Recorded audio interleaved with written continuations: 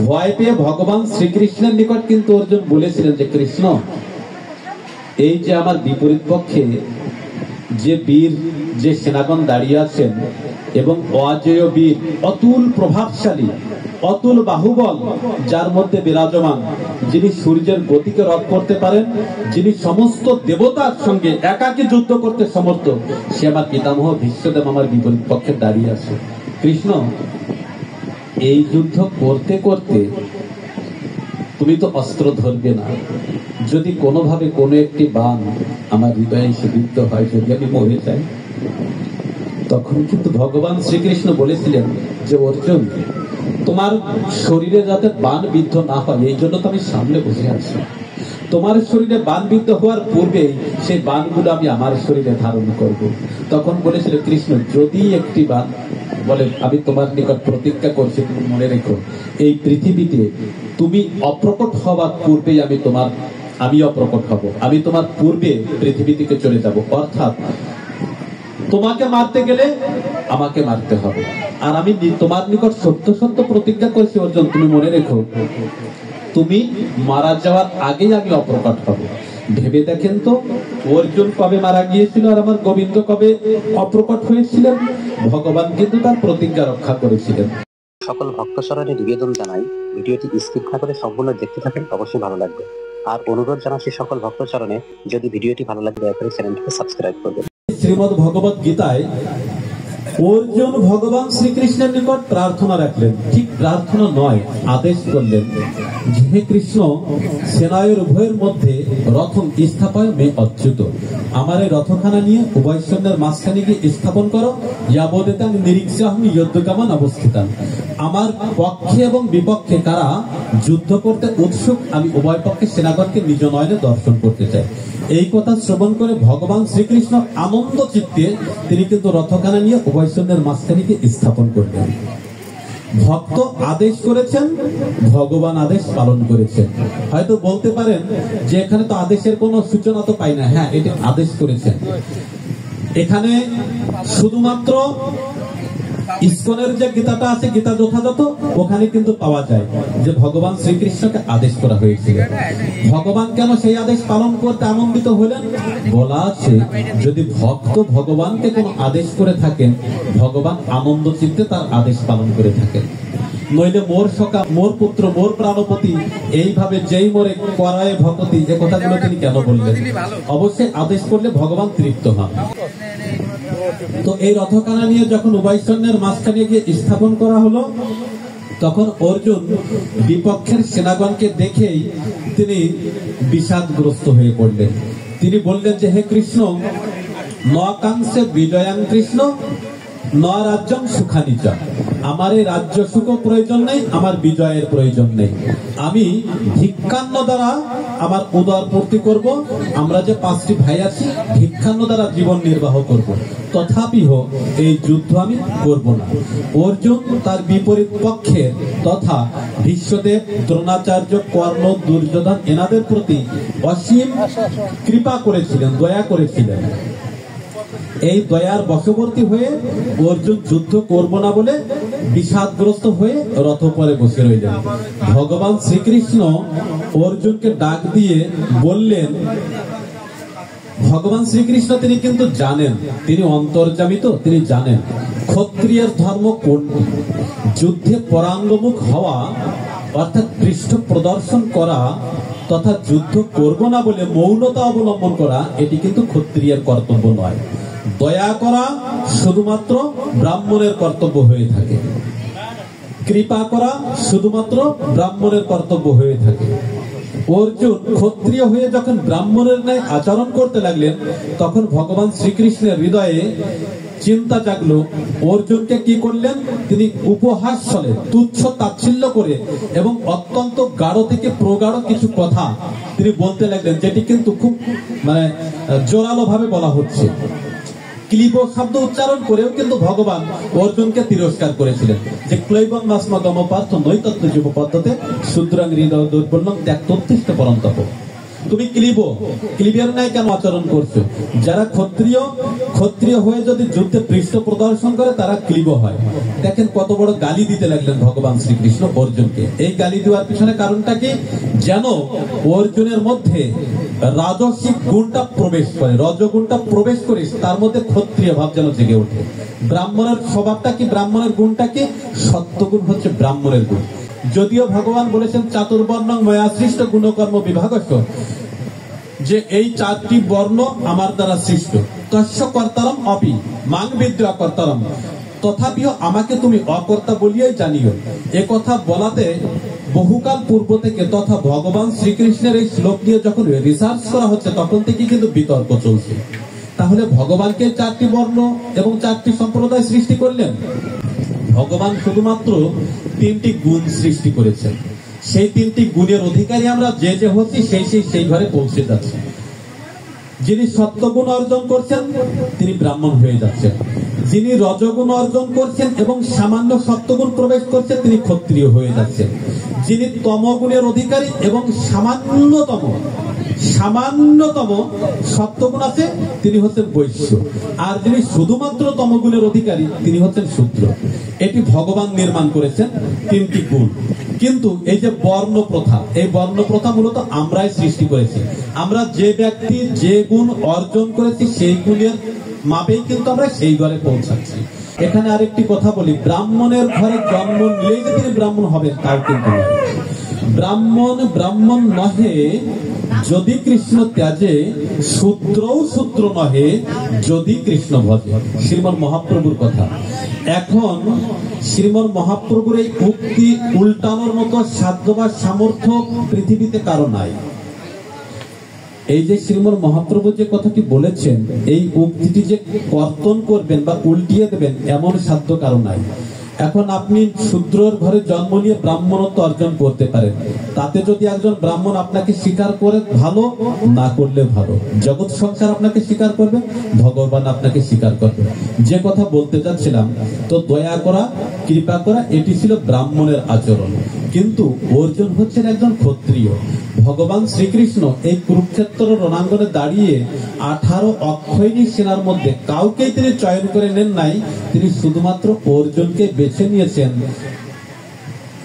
এই যুদ্ধ করাতে এবং গীতা জ্ঞান দান করতে। গীতা জ্ঞানটা কেন ভগবান দান করলেন? অর্জুনের শুধুমাত্র বিষাদের কথা আমরা জানি, কিন্তু একটি গোপন কথা আছে, তা কিন্তু আমরা অনেকেই জানি না। গোপন কথাটি কি? যখন সম্মুখে দেখা গেল অজেয় বীর, যাকে কেউ কোনোদিন কোনোভাবে পরাজিত করতে পারে না, স্বয়ং বিশ্বদেব যিনি ধনুর্বাণ ধারণ করলে সূর্যের গতি পর্যন্ত রোধ হয়ে যায়, সূর্যের গতিপথ পরিবর্তন করবার ক্ষমতা যিনি রাখেন, সেই অজেয় পুরুষ বিশ্বদেব অর্জুনের বিপরীত পক্ষে দাঁড়িয়ে আছেন। এবং অর্জুনের গুরুদেব দ্রোণাচার্য তিনিও কিন্তু অর্জুনের বিপরীত পক্ষে দাঁড়িয়ে। অর্জুন এই যে মহারথীগণ, এই মহারথীগণকে দেখে কিন্তু ভীত হয়েছিলেন, ভয় পেয়েছিলেন। গীতায় এই কথাটি বলা নাই, মহাভারত মহাকাব্যে আছে, ভাগবতের পাতায় আছে। অর্জুন কিন্তু ভয় পেয়েছিলেন। অর্জুন সেদিন ভয় পেয়ে, কখনো ভয় পেয়েছিলেন? এই যে গীতার 21 শ্লোকে, প্রথম অধ্যায়ের 21 শ্লোকে যখন বললেন কৃষ্ণ আমার রথখানা নিয়ে বৈষ্ণবের মাঝখানে গিয়ে স্থাপন করে, আমি একটু দেখি আমার বিপরীত পক্ষে এবং আমার পক্ষে কারা যুদ্ধ করতে উৎসুক। তখন বিপরীত পক্ষের সেনাগণকে দেখে কিন্তু তিনি ভয় পেয়েছিলেন। ভয়ের কথাটি না বলে এখানে কিন্তু বিষাদের কথা বলা হচ্ছে। তো ভয় পেয়ে অর্জুন কি বলেছিলেন? ভয় পেয়ে ভগবান শ্রীকৃষ্ণের নিকট কিন্তু অর্জুন বলেছিলেন যে কৃষ্ণ, এই যে আমার বিপরীত পক্ষে যে বীর, যে সেনাগণ দাঁড়িয়ে আছেন এবং অজেয় বীর, অতুল প্রভাবশালী, অতুল বাহুবল যার মধ্যে বিরাজমান, যিনি সূর্যের গতিকে রোধ করতে পারেন, যিনি সমস্ত দেবতার সঙ্গে একাকী যুদ্ধ করতে সমর্থ, সে আমার পিতামহ বিশ্বদেব আমার বিপরীত পক্ষে দাঁড়িয়ে আছে। কৃষ্ণ, এই যুদ্ধ করতে করতে তুমি তো অস্ত্র ধরবে না, যদি কোনোভাবে কোনো একটি বাণ আমার হৃদয়ে এসে বিদ্ধ হয়, যদি আমি মরে যাই, তখন কিন্তু ভগবান শ্রীকৃষ্ণ বলেছিলেন যে অর্জুন, তোমার শরীরে যাতে বাণ বিদ্ধ না হয় এই জন্য তো আমি সামনে বসে আছি। তোমার শরীরে বানবিদ্ধ হওয়ার পূর্বে সেই বানগুলো আমি আমার শরীরে ধারণ করব।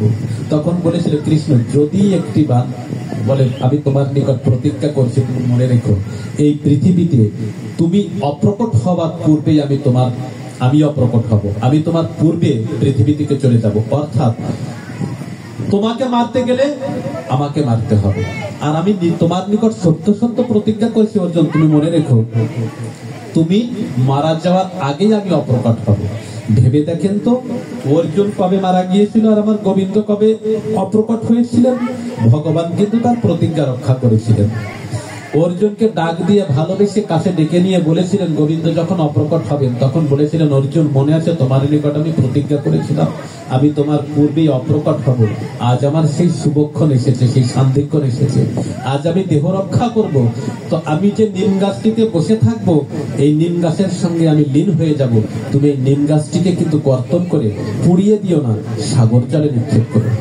ভগবান কিন্তু তার প্রতিজ্ঞা রক্ষা করেছিলেন।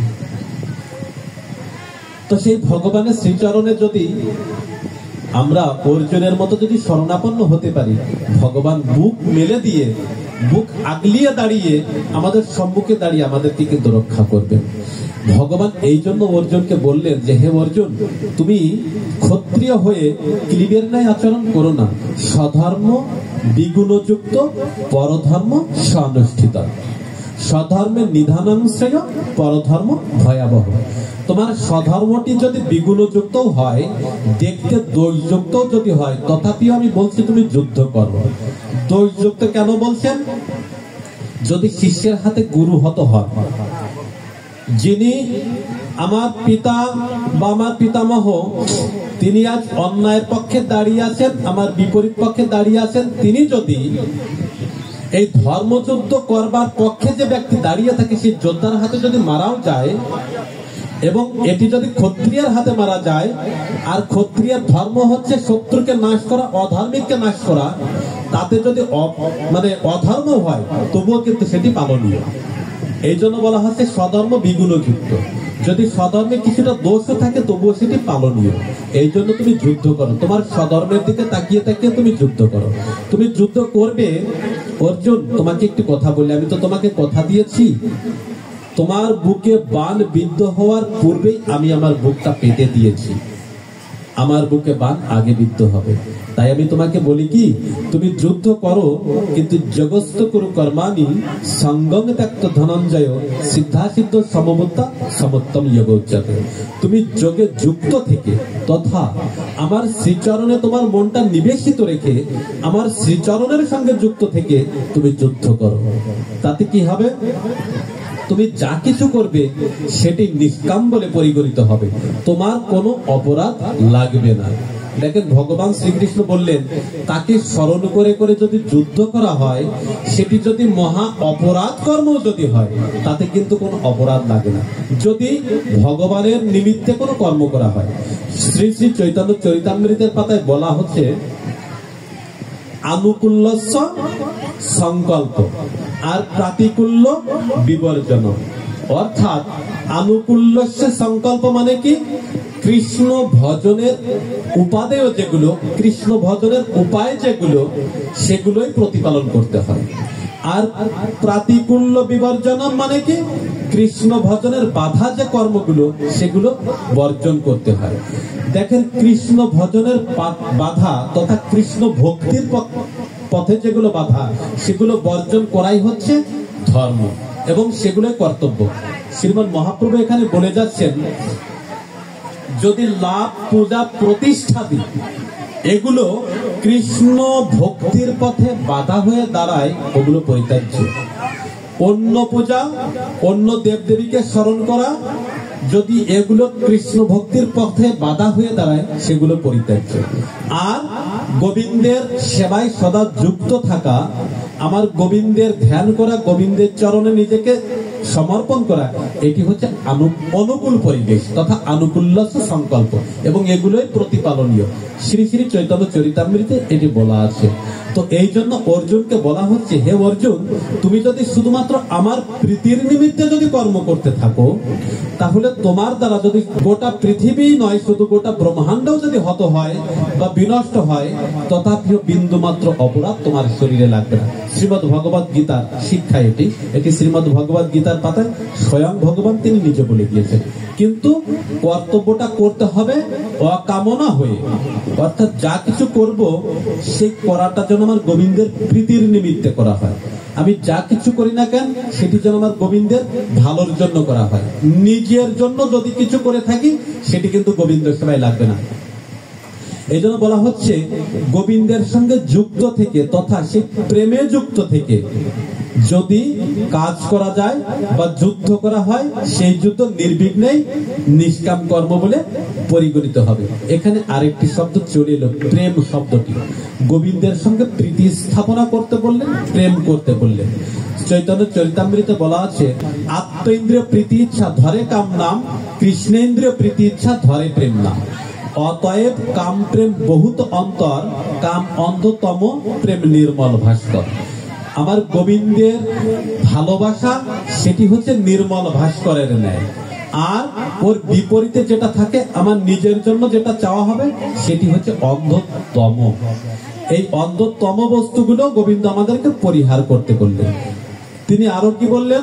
বলেন যে, হে অর্জুন, তুমি কর্ম করো, যোগে থেকে থেকে কর্ম করো, আমার শ্রীচরণে মনটি যুক্ত রেখে কর্ম করো।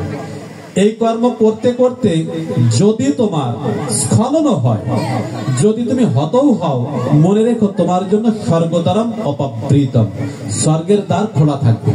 আর যদি তুমি জয়ী হও, তাহলে সসাগরা পৃথিবীতে যে সুখ থাকবে সমস্ত সুখ তুমি ভোগ করতে পারবে।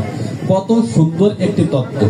যুদ্ধ করতে করতে মারা গেলে সেই যুদ্ধে পাপ থাক বা না থাক, গুরুজনকে হত্যা করলে পাপ তো লাগেই, তথাপিও গোবিন্দ বলছেন তুমি আমাকে স্মরণ করে যুদ্ধ করলে বিন্দু মাত্র পাপ তো তোমার লাগবেই না। আরো বরঞ্চ যদি তোমার স্খলন হয় তথা মৃত্যু যদি হয়, মনে রেখো তোমার জন্য স্বর্গের দ্বার উন্মুক্ত থাকবে। আর যদি তুমি জীবিত থাকো, শশাগরা পৃথিবীর সমস্ত সুখ তুমি ভোগ করবে। এখানে একটি কথা বলে যাই, আমরা আমাদের বাস্তব জীবনে চলতে চলতে অনেক সময় দেখা যায় আমাদের স্খলন ঘটে। আমরা চলতে চলতে পড়ে যাই, হোঁচট খেয়ে যাই, পাপ লাগে। তো মহতে বললেন, পাপ হোক, অপরাধ হোক, স্খলন হোক, মহতে যে পথ দিয়ে চলতে থাকেন সেই পথেই পড়ে থাকুন। আমার গোবিন্দের ভক্তগণ যে পথ দিয়ে চলতে থাকেন সেই পথেই পড়ে থাকো। হয় তীর্থস্থানে পড়ে থাকো, নয় গঙ্গা তীরে পড়ে থাকো, অন্য কোনো নদীর কথা বলা হয় নাই। নয় গঙ্গা তীরে পড়ে থাকো, নয় তুলসী বৃক্ষতলে পড়ে থাকো, না হয় মহৎগণ যে পথ দিয়ে চলেছেন সেই পথে পড়ে থাকো। কোনো না কোনো একদিন হাত ধরে তোমাকে টেনে নিয়ে গোবিন্দ চরণে তারা অর্পণ করবে। আর গোবিন্দ যখন আমাদেরকে পৃথিবীতে পাঠিয়েছেন, একটি কথা বলে যায়, শাস্ত্রের কথা, গোবিন্দ যখন আমাদেরকে পৃথিবীতে পাঠিয়েছেন তখন একটি জীবও যদি পৃথিবীতে থাকে, গোবিন্দের আসা যাওয়া কিন্তু ফুরাবে না। গোবিন্দ এতটাই করুণাময় যে তিনি বারবার পৃথিবীতে আসেন অন্য কারো জন্য নয়, শুধুমাত্র আমাদের জন্য। মানুষং জনমং দুর্লভ, মনুষ্য জন্মটি দুর্লভ জন্ম। ভগবান শ্রীকৃষ্ণ তিনি নিজেও বলেছেন যে দ্বিভুজং জন্মমর দুর্লভ জন্ম, অর্থাৎ আমি যে দ্বিভুজ রূপে জন্মগ্রহণ করে থাকি তথা মানুষ আকৃতি নিয়ে জন্মগ্রহণ করে থাকি, এটি আমার জন্য সুদুর্লভ জন্ম। মহতে বললেন কি, এই দুর্লভ জন্ম এই জন্য এটিকে বিরিঞ্চি বাঞ্ছিত জন্ম বলা হচ্ছে, দেবতা বাঞ্ছিত জন্ম বলা হচ্ছে। এই জন্য এই জন্মে থেকেই শুধুমাত্র গোবিন্দের ভজন সাধন করা যায়, অন্য কোনো জন্মে কিন্তু হয় না। হয় যদি প্রারব্ধ থাকে তাহলে হয়। সেই প্রারব্ধটা কি? যেমন আমরা মহাভারতের পাতায় জড় ভরতের নাম শুনেছি। এই ভরতের ছোট্ট একটি কাহিনী বলবো। আপনারা জানেন যে জড় ভরত তিনি হরিণ শিকার করতে গিয়ে একটি হরিণ ছানা পেয়ে সেই হরিণ ছানাকে নিয়ে সারাটা দিন সেই হরিণের চিন্তা করতে করতে যখন তার মৃত্যু আসে তখন কিন্তু হরিণের চিন্তায় তার মনে ছিল, তিনি হরিণ হয়ে জন্ম নিলেন। আমি এখানে কিন্তু কাহিনী বিস্তার করব না, সংক্ষেপে বলে যাব। তিনি হরিণ হয়ে জন্ম নিলেন। ভগবান শ্রীকৃষ্ণ গীতার পাতায় কি বললেন? ইয়াং ইয়াং বাপি স্মরণ বাবম তেজত্তন্তে কলেবরং তং তমে বইতে কৌন্তেয় সদা তদ্ভাব ভাবিত। মানুষ যে যে রূপ চিন্তা করিতে করিতে দেহ ত্যাগ করে তার সেই রূপ গতি হয়। তাই জন্য অর্জুনকে ডাক দিয়ে কি বললেন? তস্মাৎ সর্বেষু কালেষু মামনুস্মরণ যুদ্ধসা ময়্যর্পিত মনোবুদ্ধির মামে বৈশেষ অসংশয়। এই কথা কিন্তু তিনি বললেন। এই জন্য তুমি সদা সর্বক্ষণ আমাকে নিয়ে ভাবো। তো যাই হোক, সেই জড় ভরত তার কি হলো? তিনি যখন হরিণ হয়ে জন্ম নিলেন তার স্মৃতি কিন্তু ধরা থাকলো। যখন স্মৃতি ধরা থাকলো তখন তিনি কি করলেন? যেখানে সাধু মহান্তগণ মুনি ঋষিগণ এই ভাগবত অধ্যয়ন করে থাকেন, বেদ পাঠ করে থাকেন, নানাবিধ স্মৃতিশাস্ত্র অধ্যয়ন করে থাকেন, যোগমার্গ অনুসন্ধান করে থাকেন, ওই ভরত গিয়ে, হরিণ রূপী ভরত গিয়ে ওই সাধু মহান্তের আশ্রমে গিয়ে বিশ্রাম গ্রহণ করে থাকেন। যখন শাস্ত্র অধ্যয়ন করেন ওই হরিণ মনোযোগ সহকারে সেটি আর সাধন করে থাকেন, শ্রবণ করে থাকেন, আর নয়ন জলে কিন্তু ভেসে যান। তার এই পুণ্য বলে পরবর্তীতে মনুষ্য লোকে আবার তার জন্ম হয়, মনুষ্য কুলে তার জন্ম হয়। মনুষ্য কুলে জন্ম হলে তিনি কিন্তু বুঝতে পারেন, তখনও কিন্তু তার স্মৃতিভ্রংশ ঘটে নাই। তিনি বুঝতে পারেন যে পূর্ব জন্মে আমি কি ছিলাম, পরবর্তী জন্মে কি হলাম, আর এখন আমার কি পরিণত হয়েছে। তাই কিন্তু তিনি আর কখনো কারোর সঙ্গে কোনো কথা বলতেন না। তিনি সদা সর্বক্ষণ কিন্তু গোবিন্দকে নিয়ে চিন্তা করতেন, সদা সর্বক্ষণ গোবিন্দকে নিয়ে ভাবতেন। তো এই গোবিন্দকে নিয়ে ভাবতে ভাবতে যখন তিনি কারোর সঙ্গে কোনো কথা বলতেন না, তখন তার নাম দেওয়া হলো জড়ভরত। কথাটি যখন উঠে এলো, জড়ভরতের একটি কাহিনী বলে আমি এখানে বিশ্রাম রাখবো, যেহেতু আমাদের আসরটা এখন ভক্ত সমাবেশে পরিপূর্ণ হয়ে যাচ্ছে। আমার স্যারেরা আছেন, সমাজ সামাজিকতাও কিছু আলোচিত হবে, ভাগবত কথাও কিছু আলোচিত হবে। তাই গীতা পাঠে আর সময় বেশি নেব না, শুধু ভরতের উপাখ্যানটি বলে আমি ছেড়ে দেব। যে ভগবান আলোচনার মূল প্রতিপাদ্য বিষয় কি ছিল? পরবর্তীতে এসে একটি জীব যদি পৃথিবীতে পড়ে থাকে, ভগবানের আসা যাওয়া কিন্তু ফুরায় না, আর মনুষ্য জন্ম শ্রেষ্ঠ কিছু। এইটি ছিল আমার শেষ কথা। তো দেখেন, এই ভরত তিনি কি করলেন? কারোর সঙ্গে কোনো কথা বলতেন না, তিনি চুপচাপ থাকতেন। একদিন রাজা সুদাস তিনি পালকিতে চড়ে গুরুগৃহে যাচ্ছেন দীক্ষা গ্রহণ করতে। আর ওই ভরত কি করেছেন? তার দাদা তাকে পাঠিয়ে দিয়েছে তাদের যে ফসলের ক্ষেত ছিল সেই ফসলের ক্ষেত পাহারা দিতে। এখন ভরত কেমন ভাবে পাহারা দিতেন? ওই পশু পাখি এসে যদি ফসল খেয়েও যদি চলে যায়, ভরত কিন্তু তাদেরকে কখনো বিতাড়িত করে নাই। মনে মনে চিন্তা করতেন একটি, যে সবই তো গোবিন্দের, তাহলে আমি কেন মালিক সেজে বসে থাকবো? ভেবে দেখেন অসীম সরকারের একটি গান, দাস হয়ে এসেছিল সাজিয়া প্রভু, যেতে হবে এ কথাটি ভাবিনি কবু। এসেছিলাম তো দাস হয়ে, জীব কৃষ্ণের নিত্য দাস, কিন্তু তাহা তো ভুলে গেছি। এজন্য বলেছেন, কৃষ্ণের নিত্য দাস জীব তাহা ভুলি গেল, সেই দোষে মায়া তার গলায় বাঁধিল। তো আমি তো সেটা ভুলে গেছি, ভুলে গিয়ে কি করেছি? নিজেকে প্রভু বলে স্বীকার করে নিজে প্রভু সেজে গেছি। তো জড়ভরত তিনি কি করতেন? ওই যে জীবজন্তু এসে, পাখিগুলো এসে ফসল খেয়ে যেত, সেগুলোকে কিন্তু কখনো বিতাড়িত করতেন না। বলতেন সবই তো গোবিন্দের, আমার কি আছে, যিনি দান কর্তা তিনি দেবেন। তো ওই পথ দিয়ে যাচ্ছেন সুদাস।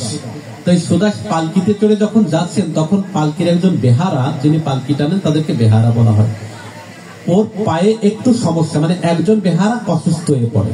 তো যখন পালকিটা এলোমেলো ভাবে ছন্দপতন অবস্থায় এগিয়ে যাচ্ছে, তখন কিন্তু রাজা সুদাস পালকির মধ্য থেকে বলছেন যে পালকিটা এরকম দুলছে কেন? তা বলছে যে রাজন, এই যে একজন ব্যক্তি, একজন বেহারা অসুস্থ হয়ে পড়েছেন, তাই পালকিটা তার ছন্দগতি হারিয়ে ফেলেছে। এখন বলছে যে অন্য একজন ব্যক্তিকে লাগিয়ে দাও। এখন আশেপাশে তাকিয়ে দেখে যে গাছের তলে ওই ভরত বসে আছে, দেখতে বেশ সুঠাম দেহ। এখন বলছে যে এই লোকটাকেই কাজে লাগিয়ে দাও, এটাকেই পালকি টানার কাজে লাগিয়ে দাও। এখন ভরতকে দিয়ে যখন পালকি টানাচ্ছে, ভরত তো কোনোদিন পালকি টানে নাই। পালকি টানতে গেলে একটা ছন্দ থাকে, সেই ছন্দ পতন ঘটছে। ভরত কিন্তু সেই ছন্দ অনুসারে পালকি বহন করতে পারছে না। আর ভরত ছিল একটু উঁচু, অন্য সকলের থেকে একটু দীর্ঘাকায়, তাই পালকিটা আবার এলোমেলো গতিতে চলছে, দুলতে দুলতে চলছে। তখন কিন্তু সুদাস আবার জিজ্ঞাসা করলেন, পালকিটা এখনো কেন ছন্দপতন ভাবে চলছে? তখন কিন্তু একজন বেহারা বললেন যে, রাজন, যে নতুন লোককে পালকির কাজে লাগানো হয়েছে, এই লোকটি পালকিটা ঠিক মতো টানছে না। যখন বলছে টানছে না, তখন কিন্তু রাজা সুদাস বলেছিল, যদি পালকি টানতে না পারে তাহলে দুটো বেত্রাঘাত করো। তা যখন বেত্রাঘাতের কথা বলা হলো, তখন কিন্তু ভরত মনে মনে চিন্তা করলো, তাই তো, এখন যদি বেত্রাঘাত করে তাহলে তো অহেতুক আমাকে মেরেও ফেলতে পারে। তো কি করা যায়? সেই দিন কিন্তু ভরত পালকিটা নামিয়ে একটি কথা বলেছিলেন যে, রাজন, এ জগতে কে বা বাহক কে বা বাহ্য কহত নিশ্চয়, দুদিনের তরে প্রভুবৃত্ত সম্বন্ধ হয়। মায়ার কারণে দুদিনের তরে প্রভুবৃত্ত সম্বন্ধ হয়। আরেকবার বলি, এ জগতে কে বা বাহক কে বা বাহ্য কহত নিশ্চয়, মায়ার কারণে দুদিনের তরে প্রভুবৃত্ত সম্বন্ধ হয়। এই একটি মাত্র কথা যখন সুদাসের কানে গেল, তখন সে পালকি থেকে নেমে এসে বলল, আমি যাচ্ছিলাম গুরুগৃহে দীক্ষা গ্রহণ করতে, আর আমার দীক্ষার প্রয়োজন নেই। ইনি হচ্ছেন পরম গুরু, আমার নতুন কোনো গুরুর প্রয়োজন নেই। যিনি আমার জীবনের সেই পরম তত্ত্বটি আমাকে বলে দিতে পেরেছেন, তিনি পরম গুরু। এই জগতে কে বা বাহক, আর কেই বা বহন করে নিয়ে চলে যায়, আর কাকেই বা বহন করে? এই জগতে একমাত্র ভগবান শ্রীকৃষ্ণ, তিনিই সর্বেশ্বরবা, আমরা প্রত্যেকেই তার দাস। এই কথাটি আমি ভুলে গিয়েছিলাম, এখন ইনি আমাকে মনে করিয়ে দিয়েছেন, তাই ইনি আমার গুরুদেব। তা এই ভরত যখন বাড়িতে ফিরে আসেন, ভরতের বাড়িতে এরকম একটি অনুষ্ঠান, এই অনুষ্ঠানে এখন প্রত্যেকেরই তো এক একটি কাজ থাকে। তো ভরতের একটি দায়িত্ব দেওয়া হলো। ভরতের যে দাদা ছিল, ভরতকে ডাক দিয়ে বললো, কি ভরত, এই যে এখানে যে ব্যঞ্জনাদি আছে, তুমি ব্যঞ্জনাদি গুলোকে পাহারা দিতে থাকো, যেন কোনো ওই কুকুর বিড়ালে এসে যেন খেয়ে না যায়। তো ভরত বসে আছে, দীর্ঘ সময় বসে থাকতে থাকতে একজন ব্যক্তির তো একটু তন্দ্রাও এসে যায়। তো ভরত একটু তন্দ্রাচ্ছন্ন হয়ে পড়লো। তন্দ্রাচ্ছন্ন হয়ে পড়লে ওই সময়ে একটি কুকুর এসে সব থেকে মিষ্টান্ন, যে মানে মিষ্টি সুস্বাদু যে ক্ষীরের পায়েস, ওতে মুখ দিয়ে চলে যায়। তাই ভরতের বৌদি ওই বিষয়টা দেখে তার দাদার কাছে গিয়ে বলল, কি মানে ভরতের দাদার কাছে, যে ভরতকে এখানে রাখা হয়েছিল, তাকে দুটো সেবা দেব বলে তাকে এখানে রেখেছিলাম পাহারা দেওয়ার জন্য, কিন্তু সে তো তার দায়িত্ব অবহেলা করেছে। এই সব থেকে মিষ্টি যে ক্ষীরের পায়েস, সুগন্ধযুক্ত যে ক্ষীরের পায়েস, এটি তো সে কুকুর দিয়ে খাইয়ে দিয়েছে। তার দাদা কিন্তু পায়েসটি যখন ফেলে দিতে যাবে, তখন কিন্তু ওর বৌদি বলেছিল ভরতের, যে পায়েস নষ্ট করবার প্রয়োজন নেই, যে স্থানটি কুকুরে খেয়েছে ওই স্থান থেকে ভরতকে দিয়ে দিলেই তো হয়ে গেল।